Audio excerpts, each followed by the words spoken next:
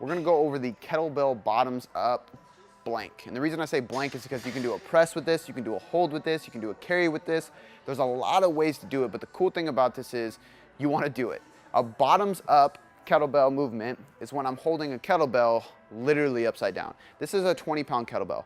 I can press a pretty heavy bell, and this is a percentage of what I can press. But the reason is because I have to maintain this posture and keep it upright.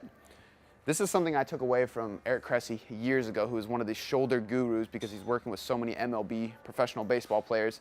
The reason we want to do this is because it creates more stability all around your scapula, all around your shoulder. So when people have banged up shoulders, when you have a lot of anterior glide of your shoulder, you have bad bicep tendons, you have protraction in your posture, anything that you have that is wrong or aching in your shoulder region, this is something you want to do because it builds more stability, and it's going to work a lot of those little muscles that you didn't know you have all around the scapula, which is really funny because when you do this the next day, you're sore in places you've never seen before. So with the kettlebell, what I want to do is I want to bring it up until it's completely upside down, and I want to make sure my knuckle's flat.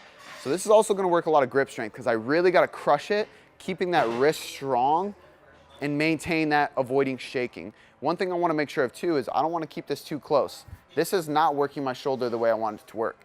When I bring it out a little bit further, you will immediately feel your lats, your traps, your rear delts, your supraspinatus, a lot of things inside of your armpit, a lot of these little stability muscles around your scapula, you're gonna feel them fire like that as soon as you bring it outward. So the best way to do this, get it close, bring it outward, and now I can either walk like a farmer's carry, I'm walking across a certain distance, I can just brace, crush, pull my chest in, pull my lats in, pull my elbow towards my torso, and just hold, or I can press.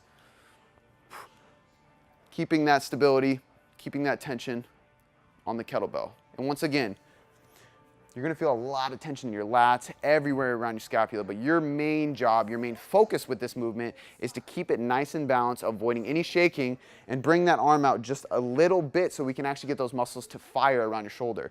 And again, this is a good rehab drill for a lot of people who have bad shoulders, have past shoulder injuries, you have aches and pains when you bench press, this is a great one for that. Or it's for prehab, which is prehabilitation. So for people like me who don't really have any shoulder injuries, but I might want to make sure I don't get any shoulder injuries because I do lift heavy, I do overhead press, I do bench press, and I am pushing a good enough weight to where I'm putting stress on my joints, plain and simple. And I don't plan on stopping that. So the best way for me to avoid getting injured during that process is going to be to do things like horizontal rowing, band pull aparts, upper back work, and stability work like the bottoms up kettlebell press, carry, or hold. Again, this can be good after workout, but my recommendation is going to be doing this before you work out as an activation drill or a warm up before you get into those heavy lifts.